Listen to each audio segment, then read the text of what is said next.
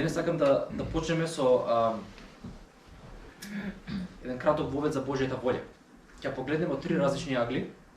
Тоа ќе биде само нашиот вовед. Има еден начин да гледаме на Божјата волја, е една генерална Божја волја. А тоа е дека изразот на Божјото срце за сите нас, за секој човек е добро. И се сеќавате во Еремија 29:11, ако сте читале пророкот Еремија, јас ги знам моите замисли за вас, што сум ги замислил, вели Господ, замислите за добро, а не за зло, да ви дадам иднина и надеж. И ова е Божјото срце за секој човек, ова е една генерална Божја волја кон човекот.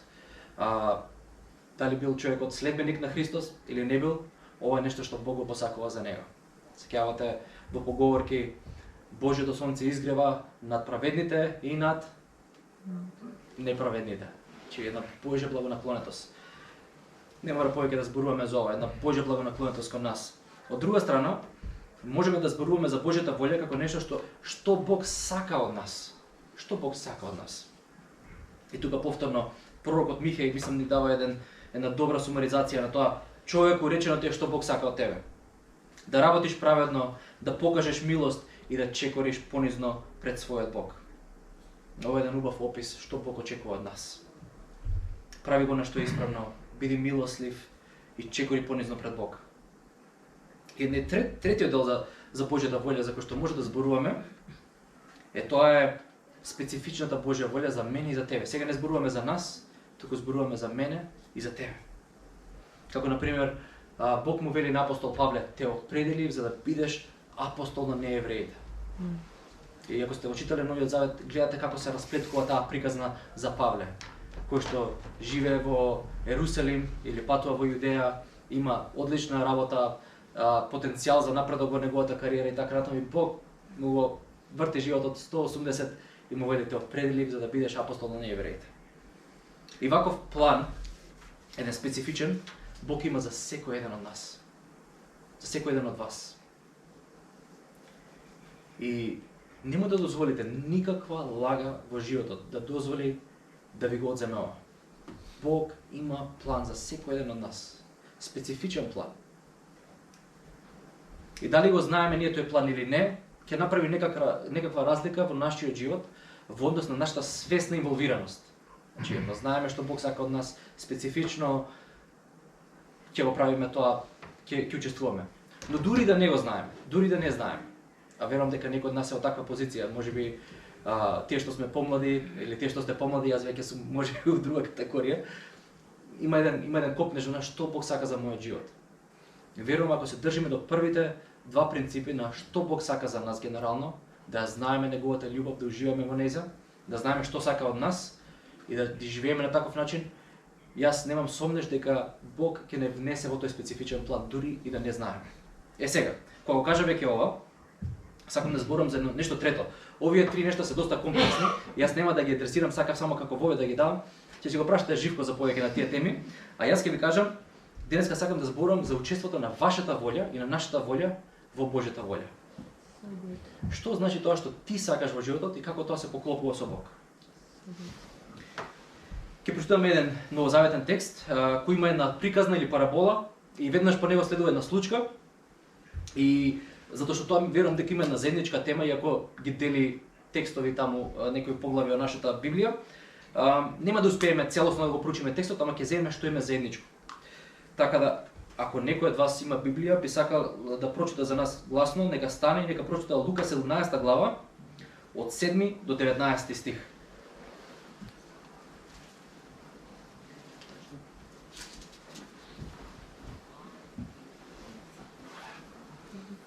Имаме доброволец? 17 глава Лука, Евангелие по Лука, 17 глава, од 7 до 19. Кој од вас, кога ќе се врати од поле, неговиот слуга кој орал или чувал овци, веднаш ќе му рече: дојди брзо и седни на трпеза. Нема ли да му каже: приготви ми да вечерам, препаши се, служи ме додека јадам и пијам, а потоа ти јади и пи. Зар ќе му благодари на тој слуга што ја исполнил неговата заповед? Мислам не. Па така и вие, откако ќе исполните се што ви е заповедано, речете: ние сме слуги безполезни, зашто го извршивме она што бевме должни да го извршиме. До 19. Да. А кога одеше за Ерусалим, тој поминуваше меѓу Самарија и Галилеја. Кога влегуваше во едно село, го сретнаа 10 лепрозни и застанаа подалеку, па со силен глас извика: Исусе, учителе, смилувај се. Штом ги виде, Исус им рече: отидете и покажете им се на свештениците. И тие уште додека одеа се очистија. А еден од нив, кога виде дека е излекуван, се врати и го прослави Бога гласно. И падна ничком пред нозете негови, благодарејќи му, а тој беше самарјанин. Исус пак одговори и рече: зар не се излекуваа 10? Каде се другите 9? Зарем не се најдоа да се вратат и другите и да му воздадат слава на Бога, туку само овој тугинец? И му рече: стани, оди си, твојата вера те спаси. Мен. Фала ти. Фала, Вале. Текстот кој што го читавме претходно, всушност не го читаме целиот текст за да заштедиме малце на време и да не се да не адресираме се текстот. Исус поучува за простување. Поучува за како човек да прости на друг човек. Во Евангелие по Матеј истиот контекст ни е даден малце повеќе содржина и всушност поучувањето почнува како одговор на прашање на Петар. Апостол Петар го прашува Господ Исус во Матеј, исто да приказна. Му вели: Господе, колку пати да му простам на својот брат? Дали да му простам 7 пати? И Исус му одговара: не 7, туку ти велам 70 по 7. Сега, јас би сакал за момент да застанеме тука и да поставиме прашање. Какво е ова прашање? Колку пати да му простам на брат ми? Зошто човек би поставил ваква нешто?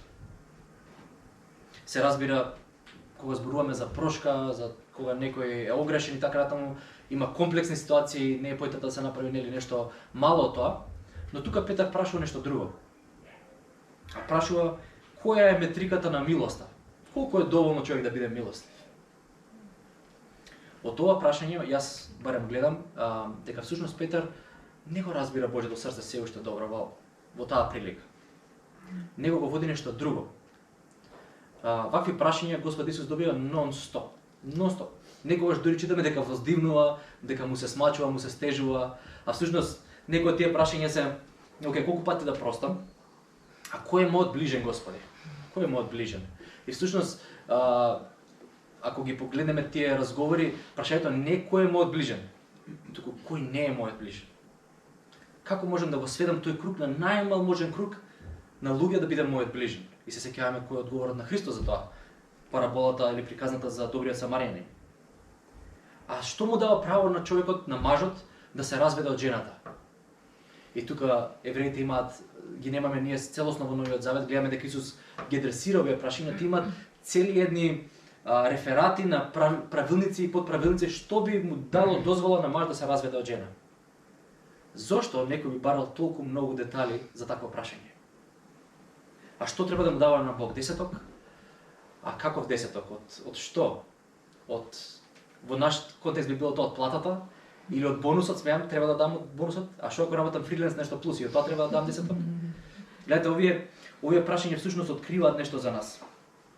А тоа е всушност дека ние бараме на форма, на религија, на минимум учинок. Минимум учество. Што е, Господе, тоа што јас минимум треба да го направам, за ја да бидам окей со тебе? Значи, ајде ти да сме на чисто, да сме на равно. Сум завршил работа, сум почистил сметки, ако се разведам од жена ми, затоа што не знам, нешто мене не ми се свигало, да знам дека јас сум на чисто, мене греот не ми стои. Ако брат ми би правил проблеми, јас сум броал 7 пати, па сме завршиле работа, тере се бркај работа, толку од мене. Ето овие прашања откриваат нешто за нас. Дека ние сме со тенденција да речеме дај нешто така колку безич да поминеме. Помладите може би се сеќавате, ама јас сум сигурен дека во секој клас во средно школо има еден лик кој што вика: професорке, што треба за двојка? Значи, што треба за двојка? Колку што е можно помладце, да поминеме само. Значи, нема желба да го совладаме материјалот или да влеземе во темата или што е таа. Но преведено во нашиот живот, значи дека ние често пати се наоѓаме на место, дај да си го завршам моето. Што треба? Што значи човек да биде следбен на Христос? Да иде во недела? А колку пати во месецот? Што ако не дојам еднаш? А што ако не дам 2 пати? Ме разбирате? Доаѓаме од една позиција кај што бараме што е она што им треба минимум. Но не е така со некој што го познават или го запознаваат Божјото срце. Кога човек ќе искуси Божјата љубов, кога ќе искуси каков е вистински Бог и каков е према него или према неа, мислам дека во нас се создава една самоиницијативност која што се раѓа од благодарност. Самоиницијативност која што се раѓа од благодарност. Ќе отидеме подоцна во 2 Петрово, но сеќавате кој што зборува за еден живот кој што е на благослов на другите, првата глава. Вие кои што станавте учесници во Божјата природа, сега градете го ова, таквиот човек нема да биде безполезен и не заборавил дека е ичистен од старите гревови, дека е ново создание. Зборува за еден човек на иницијативност, за еден човек кој што е благослов, затоа што е свесен за кој е Бог во неговиот или незиниот живот и што прави. Не само што направил, туку што прави. Сега, помислете на Захеј, приказната на Захеј на кратко. Човек кој што цел живот живее на сметка на сиромашите. Човек кој што злоупотребува службена должност за да се богати безправедно и всушност многу интересно ако прочитате приказната на Захеј, прочитате со приказната што е пред Захеј. Слепиот Симон кој што проси пред Ерихон. Прочитате ги заедно. Црквата историски цело време ги читала тие приказни заедно. Зашто Христос доаѓа кај обесправениот и кај она што обесправува. И Захеј има една многу интересна интеракција со Христос. Христос, како по навика, си се само поканува кај него на гости. Знаете, Исус има одлична тактика да се кани кај луѓе на гости. Некои теолози велат, вика во Евангелие по Лука, Исус или е негде на ручек, или се враќа од ручек, или оди на ручек. Значи, нешто на гости обавезно. Сега, Захеј ние не знаеме точно што разговарал со Христос кај него дома кога дошол, но очигледно било нешто кој што го допрало Захеј толку многу, да без никаква заповед од Господ Исус, тој рече: Господе, правев што правев. На кој да сум сгрешил, ќе му вратам 4 пати. И каде да сум земал, ќе покрием. Гледате, интересно, Господ Исус не му рече ништо околу тоа. Гледаме едни репетативни инструкции на Господ Исус кога има интеракција со луѓе кои што ги откупува нивната грешност. Стандард: оди во мир и не греши.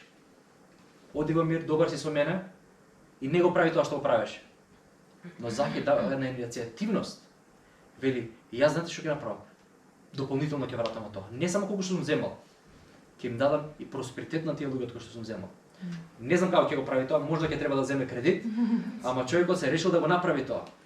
И тоа доаѓа како една иницијативност од чувство на благодарност, верувам. И сега, ако се вратиме на приказната на текстот, што го прочитавме, гледаме дека описот на овој првиот човек во приказната е неполезен слуга. И така велете и вие, кога ќе го завршите тоа што ви беше кажано. Ја не читам старогрчки, ама се прашувам дали може би пишува кога ќе го завршите само тоа што ви беше кажано. И вие така кажете: јас сум безполезен слуга. Јас за жал често пати слушам драги мои пријатели и дури проповедници негош како го зимаат овој термин и го присвојуваат како некаква да е возвишен статус. Јас сум Божји безполезен слуга. Јас мислам дека Христос воопшто немаше намера да го велича овој човек. И всушност еве ќе ве прашам вас, ако вие сте на пример да речеме вработен негде, дали би сакале главниот прекар да ви биде безполезен вработен? Вработен на месецот и до него не безполезен на месецот. Или кога вие би имале ваш бизнис, и може би некој од вас имате, да имате човек кој што ќе го направи само она што ќе му кажете да го направи. Значи, тоа е човек на Делинско. Стави ова тука, стави, готово. Ако те нема тебе, ништо повеќе не се завршува. Оваа приказна е всушност илустрација токму за тој тип на срце. Срце кое што бара минимум. Дај, што треба Господи да направам тоа? добро, ќе завршам работа, толку средено. И Христос вели дека таквиот човек е безполезен во Божјото царство. Е безполезен. И сега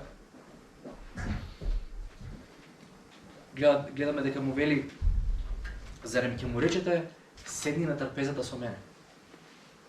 Нема да му речете, ќе му речете земи среди работи. Но всушност во една друга парабола гледаме дека во Лука во 12 глава гледаме таму едни други слуги кои што го чекаат својот господар да се врати вечерта и го чекаат, и го чекаат. И знаете, повторно да заштедиме на време, нема да навлегуваме во сите параболи, но приказната се случува во еден контекст каде што нема струја, нема топла вода, нема сготвена храна, нема микровални, значи ако тоа ќе го направиш во моментот, тоа има. И тие слуги, кои што нивниот господар во 12 глава бил негде на свадба, на некоја прослава, знаете што може да кажат? Чекавме док е 10:30. Значи луѓето тогаш се легнуваат во 7 сат, кога ќе зајде сонце. Затоа читате многу од Божите луѓе низ историјата до 18 век станувале у 4 сат да се молат. Тогаш стануваш, се легнал до 7 кога да станеш. Го чекавме господарот до 8, до 9, касно фати си легнавме. Не. Останале да го чекаат. Најверојатно подгревале вода за човекот да се измие кога ќе дојде. Најверојатно постојано земале масло за светлата да биде гора за да може да влезе, да се среди, да се пресоблече. Најверојатно притоплувале некаква храна да може да се нахрани, да го устат. И вели кога дојде господарот, кога ги виде дека чекаат. Гледате, тоа не име во работен опис на луѓето. Значи завршил денот, завршуваат обврските, си легнуваш и ти. Кој кога се врати, се врати. Освен некој ти било кажано. Но гледаме дека кога се враќа господарот, восхитен од нивната самоиницијативност, од тоа што го согледале им вели, седнете кај трпезата и јас ќе ви прислужам на вас. Гледате едни две приказни многу слични со различен исход. Со различен исход. Затоа што во првата, која што ја читавме, гледаме луѓе кои што не мислат на ништо повеќе освен тоа што треба да се заврши. А во оваа приказна гледаме луѓе кои што се пријатели на тој господар, кои што се грижат за неговото како за нивното. И дека во таквиот начин, кога гледаме така на нештата, нормално дека ќе потикне во нас самоиницијативност. Едниот слуга го прави само она што ќе се побара од него. А понатаму во приказната, каде што Исус исцелува 10 лепрозни, гледаме на тотално спротивна реакција. Господ има различни начини на навестување. Некогаш ќе дојдат луѓе кај него, веднаш ги исцелува на лице место. Некогаш им вика, оди, ќе биде работа. Ама како? Ќе биде уживај. И во овој случај, овие 10 очигледно дека биле исцелени на патот кон храмот. И сега, кога човек во тој случај би имал лепра, него би му било забрането да се движи во јавност. Лепрозните треба да бегаат од луѓе, не да се доближуваат кон луѓе. Тоа било законот во Израел, што можело да се пренесе болеста. И дел од тие закончиња околу лепрата е дека ако човек биде исцелен или оздравен на некаков начин, треба да отиде кај свештеникот. Свештеникот како доктор матичен да го испита дека е здрав и да му даде посолче, му вика добар си, можеш да се движиш слободно. И тоа Исус им вели. Одете, успат ќе бидете исцелени и ќе си го добиете вашето документче дека све е окей, ќе може да се движите повторно слободно. И што се случува? Ние гледаме дека овие 10 се движат и по пат нешто се случува. Најнаш приметуваат дека човекот од пола уво има цело уво. Ако немал прсти, најверојатно му се вратиле прстите, затоа што лепрата буквално ги јаде нашите екстремитети. Гледаме луѓе кои што сваќаат дека нешто им се случило. Нешто кое што целосно го променува нивниот живот. Не ни можам да замислам што значи човек да биде отсечен на таков начин, но искуси сме малку од она чувство на изолација изминатите 3 години. Што значи да се биде во изолација и да се биде непожелен доколку би биле диагнозирани со ковид. Е со тоа што овие луѓе живеат во една изолација доживотна. Доживотна изолација од човечки контакт. И сега има не само што исцеление, туку ходат на пат и да добијат документ дека можат повторно да учествуваат во цивилниот живот на Израел, во граѓанскиот.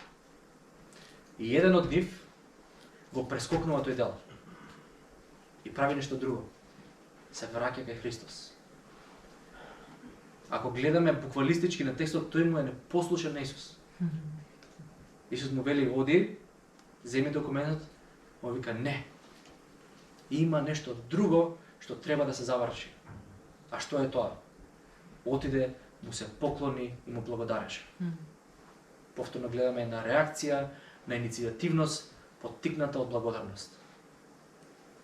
Гледаме едно срце кое што е сосема различно од претходниот опис. И дури Исус си вика тоа, па кај беа, нели беа 10 луѓе, како да очекувал дека тоа ќе биде нормалната реакција кај нив. Дека ќе инициираат враќање. Знаете, тука има нешто во сето ова, една поголема приказна. А тоа е приказната за Божјото царство. Дека всушност овие луѓе се оние кои што Исус ги опишува дека влегле во Божјото царство. И јас нема да имам време повторно да ви објаснувам надолго и на широко, но Христос, верувате ми на збор, ако сакате ќе разговарам подоцна повеќе, но Христос кога зборува за наследување, влегување, интеракција со Божјото царство, тој примерно зборува за нашата интеракција со Бог тука и овде. Некогаш тоа го опфаќа и животот после смртта, но речиси секогаш зборува за она што се случува овде. А тоа е дека ние влегуваме во една друга димензија на животот. Место каде што има ресурси кои што претходно не ни биле на располагање. А тоа е Бог и неговото царство. Тоа е Бог и неговото царство. И ако зборуваме накратко за Божјото царство, како би го опишале? Божјото царство е извршување на Божјата волја, каде што се случува она што Бог сака да се случува.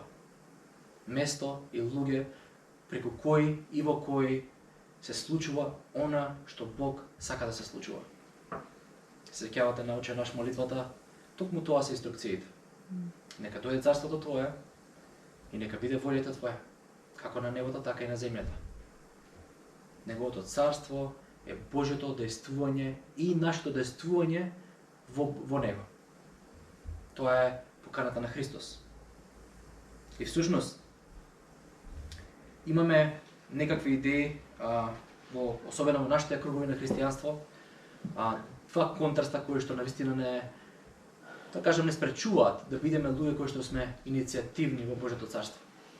Од едната страна имаме нашата историја на харизматски цркви, на пентекостални цркви, кои што на Божјата волја гледаат како на задолжителни, јасни инструкции.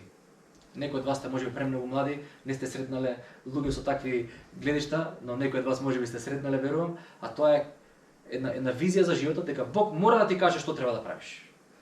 Значи он ќе ти каже. И јас сум сретнал прекрасни, добронамерни луѓе кои што вика, јас кога ќе станам са вале, Бог ми кажува какви чорапи да облечам.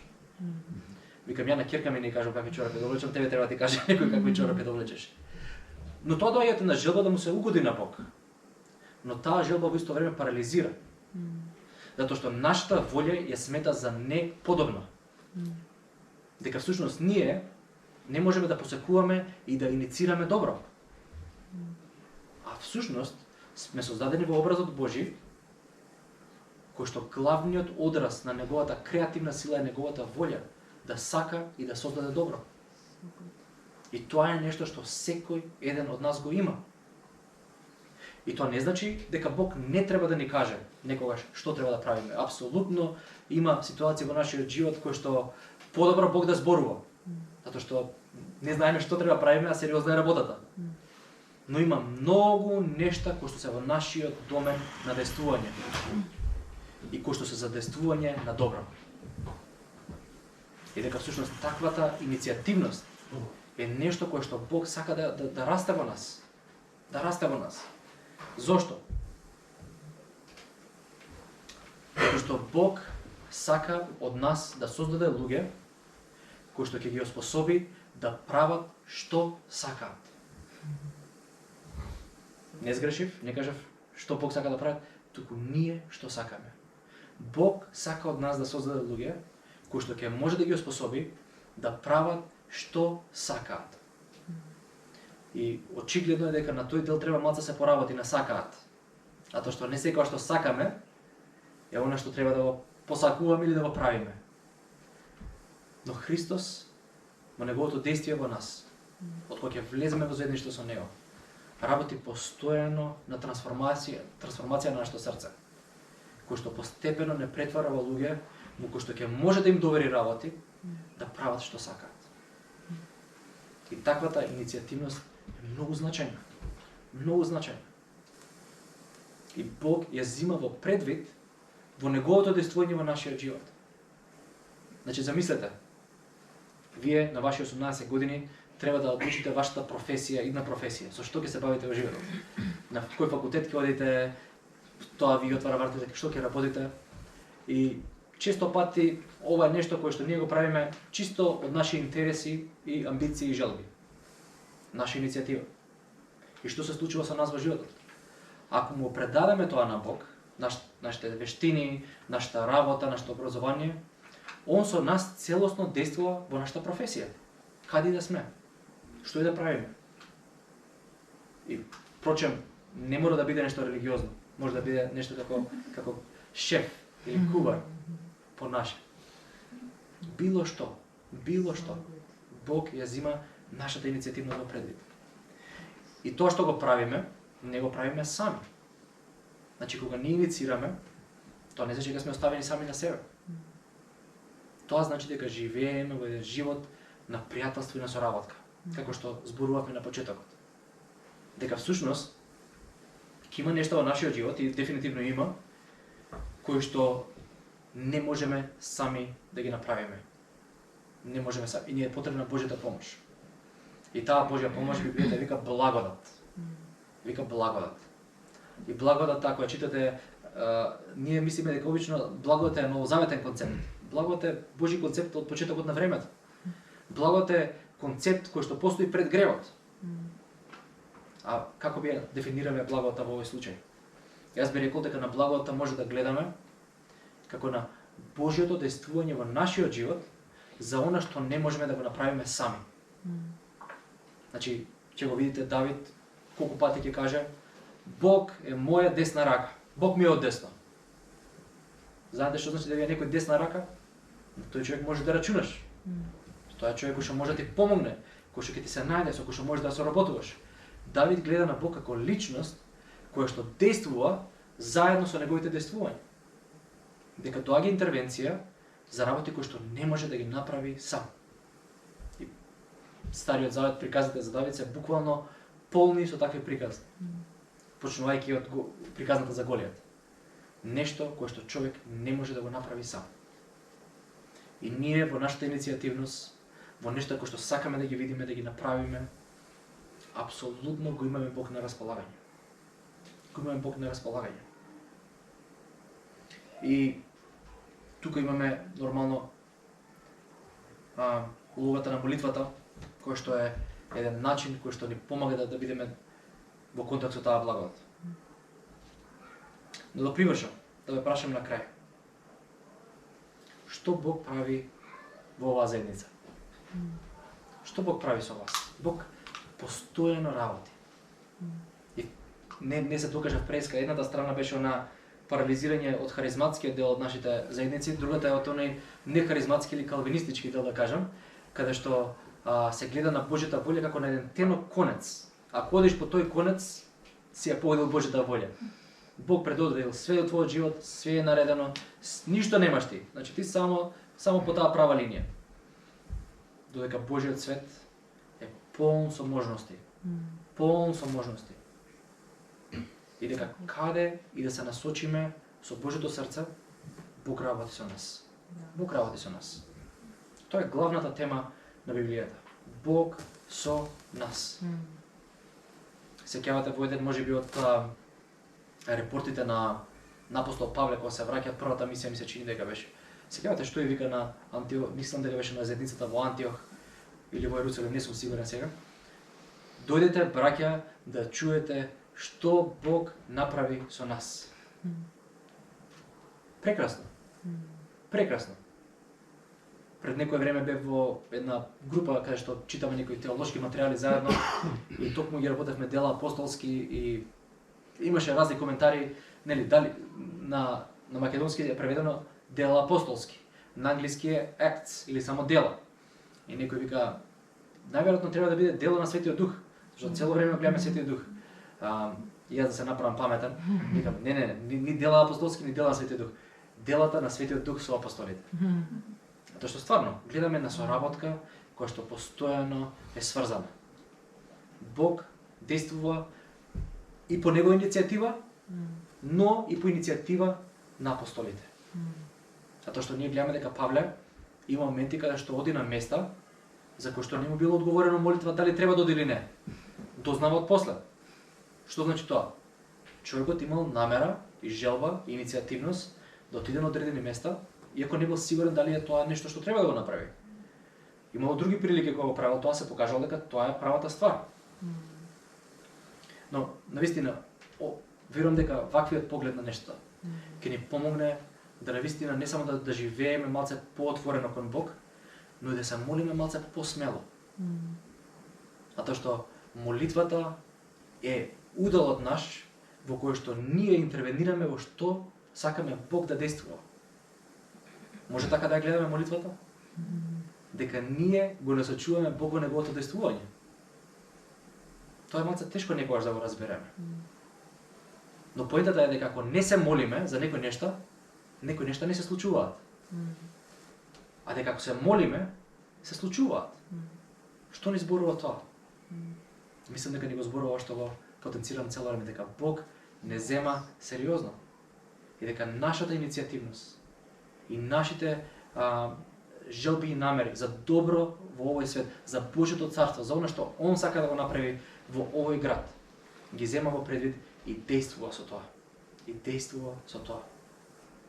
И да се вратам на моите прашања, и тука ќе завршам. Што Бог прави во оваа заедница? Што би сакале вие да се приклучите во тоа што Бог го прави? Што Бог прави лично во вас? Што Бог прави во вашиот круг на луѓе?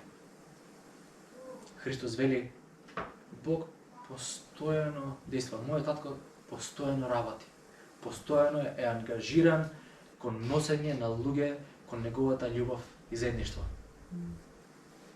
Тоа значи дека во вашиот круг од десетици луѓе Бог нешто прави. И всушност, она што ние може да го направиме е да успориме пред да се ангажираме, да успориме, да застанеме. Затоа што некогаш токму нашата ангажираност не спречува нашата постојана зафатеност да видиме што Бог прави. Да успориме, да видиме што Бог прави. За да можеме да одговориме и да се вклучиме во она што го прави. Во најмала рака, она што можеме да го направиме е да дојдеме кај водачите во нашата црква и да речеме јас сум на располагање. Не знам што да правам, не знам што треба да се прави. Јас сум дел од оваа црква. Бог прави нешто со нас, прави нешто преку нас. Што треба, Живко, Фани, Ребека, кој да е тука, јас сум на располагање. Тоа е еден добар одговор. Знам дека Живко ќе му биде драго што сум го кажало. Но ова е добар став на срцето. Речем, слушај, ја не знам да свирам, не знам што има други активности, ама да знаеш дека што треба, јас сум тука. Тоа е таа иницијативност во нашето срце. Океј, се помолиме за крај, можем?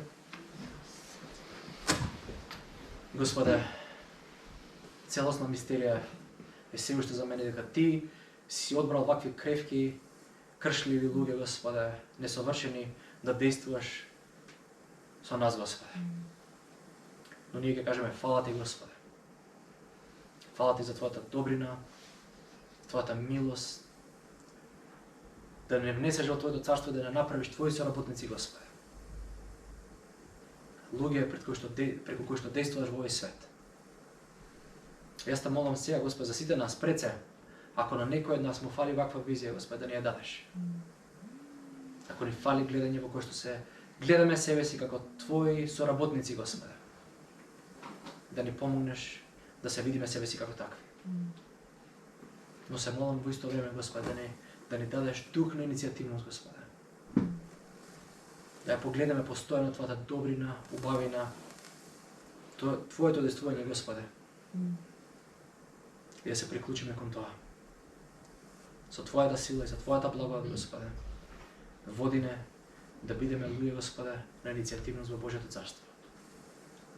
Амин. Amen.